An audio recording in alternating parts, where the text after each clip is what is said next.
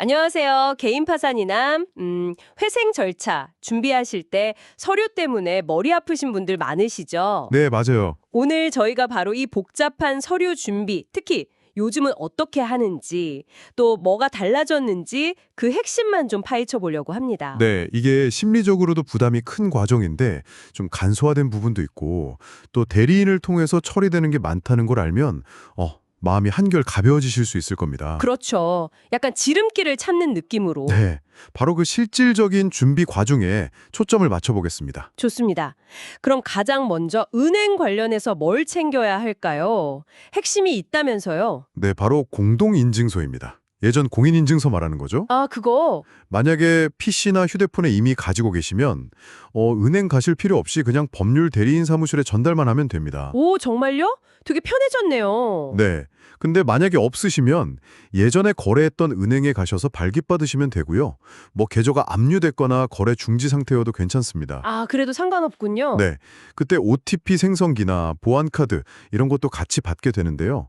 이것도 그냥 대리인에게 주시면 됩니다. 아하. 그러니까 예전처럼 막 서류 떼려 다닐 필요 없이 그 인증서 하나로. 그렇죠. 전산화로 많은 금융정보 조회가 가능해진 거죠. 여기서 근데 좀 흥미로운 점이 있다고요. 휴대폰 번호 관련해서요. 아, 네. 은행에 등록된 휴대폰 번호, 이거를 현재 사용하시는 번호랑 반드시 일치시켜야 합니다. 왜죠? 법원에서 계좌 통합 정보 확인할 때 그 번호로 문자를 보내거든요. 아, 중요한 절차군요. 근데 이게 꼭 본인 명의 폰이어야 하나요? 아니요, 그게 재미있는 점인데 꼭 본인 명의가 아니어도 괜찮습니다.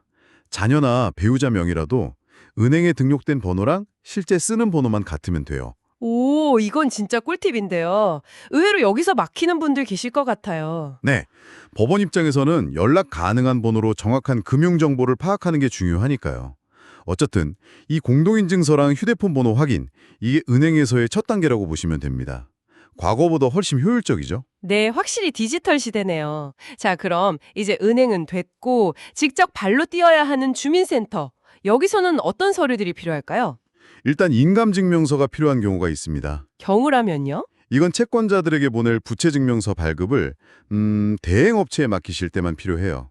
직접 하시면 필요 없고요. 아, 대행 맡길 때만. 네, 근데 중요한 건 인감증명서는 반드시 본인이 직접 주민센터 가셔서 발급받으셔야 합니다. 대리 발급은 안 된다는 거군요. 네, 인정 안 해주는 기관들이 많아서요. 꼭 본인이 가셔야 해요. 통수는 어느 정도 필요한가요? 보통 대행 맡길 기관, 채권자 수에다가 한 여대여섯 통 정도 여유 있게 준비하시는 게 좋습니다.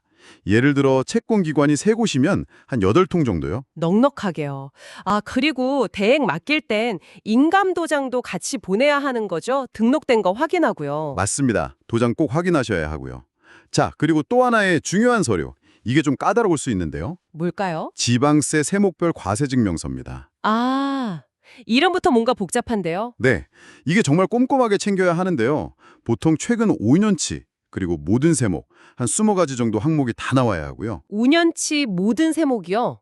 와, 그리고 가장 중요한 게 전국 단위로 발급받아야 합니다. 모든 시도 다 포함해서요. 전국 단위요? 제가 예를 들어 서울에만 살았어도 뭐 제주도나 부산 것도 다 떼야 한다고요? 네, 맞습니다. 심지어 세금을 낸 적이 없는 지역의 증명서, 그러니까 해당 없음이라고 표시된 서류까지 다 필요합니다. 세상에.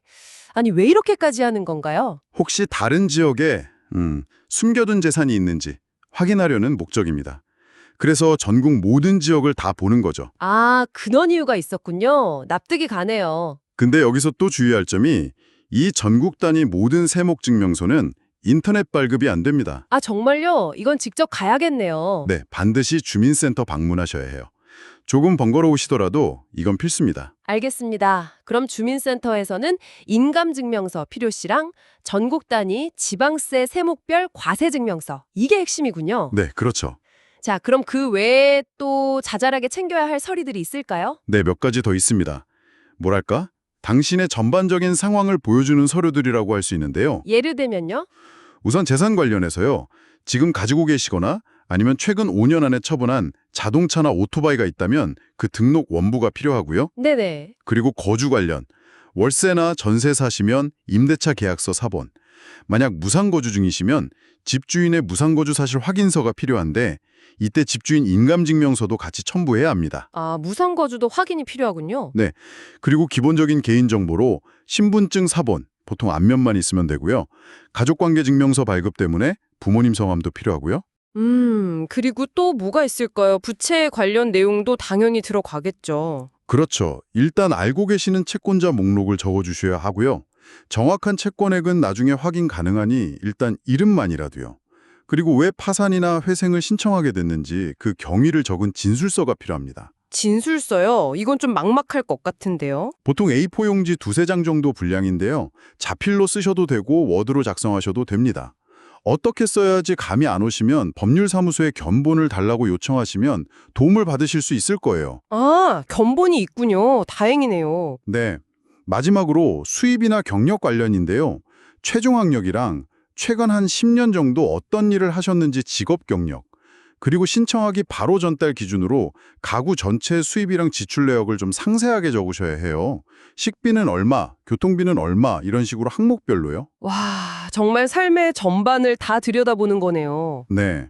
결국 이 모든 서류들이 모여서 법원이 당신의 재산, 부채, 수입, 지출, 그리고 개인적인 배경까지 종합적으로 판단하는 근거가 되는 거죠. 자, 오늘 이렇게 쭉 짚어봤는데요. 정리해보면 개인 파산이나 회생 서류 준비, 은행에서는 공동인증서와 현재 사용하는 휴대폰 번호 확인이 중요하고 네. 주민센터에서는 인감증명서, 대행시와 특히 전국 단위 지방세 세목별 과세증명서 이거 발급받는 게 핵심이고요. 그렇죠. 직접 방문 필수. 그리고 그 외에 재산, 거주, 부채, 진술서, 수입 지출 내역 같은 서류들을 꼼꼼히 챙겨야 한다. 예전보다 전산화돼서 빨라진 부분도 있지만 여전히 직접 챙겨야 할 것들이 꽤 있네요. 맞습니다. 오늘 이 정보가 이 복잡한 과정을 준비하시는 당신에게 조금이나마 도움이 되었으면 좋겠습니다. 네. 비록 많은 부분이 디지털화되고 또 대리인을 통해 진행되더라도 이 서류 하나하나가 왜 필요한지 이해하고 계시면 이 과정 전체를 좀 더 주체적으로 헤쳐나가시는 데 힘이 될 겁니다. 그렇죠. 내가 뭘 하고 있는지 아는 것과 모르는 것은 천지 차이니까요. 네. 여기서 한 가지 더 생각해 볼 점은 이렇게까지 개인의 상세한 재정 상황과 개인정보를 요구하는 것이 과연 다른 법적 절차들과 비교했을 때 어떤 사회적 의미를 가질까 하는 점입니다. 어쩌면 당연한 요구일 수도 있지만 또 다른 측면에서 생각해 볼 여지도 있겠죠. 이 부분은 다음에 기회가 되면 더 이야기 나눠보면 좋겠네요. 오, 흥미로운 질문인데요. 다음에 그 이야기 꼭 나눠주시길 기대하겠습니다.